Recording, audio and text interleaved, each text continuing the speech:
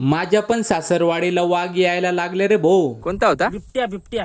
हा का? हा लय मोठा आहे, कमरा बराबर आहे, कमरा बराबर. नमस्कार मंडळी, आजच्या लॉग मध्ये तुमचं स्वागत करतो. मला बऱ्याच दिवसापासून भरपूर जणांनी मेसेज केला होता की भाऊ तुमची सासरवाडी कोणती, चला मग आज तुम्हाला डायरेक्ट घेऊन जातो. कुंडाना बारी उतरल्यावर डाव्या हाताला टर्न मारला की सरळ कातळगाव लागतं. मग गावातून सिमेंटी रस्ता धरून थोडं पुढे आल्यावर आली ना भाऊ आपली सासरवाडी. दाजी रामराम. दाजी रामराव. हो दाजी.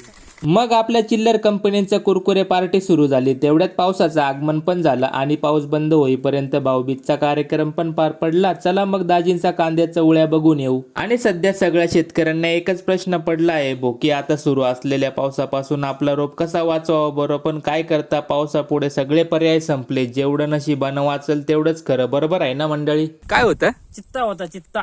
कोणता होता? बिबट्या बिबट्या. हा का? हा लय मोठा आहे, कमरा बराबर आहे, कमरा बराबर.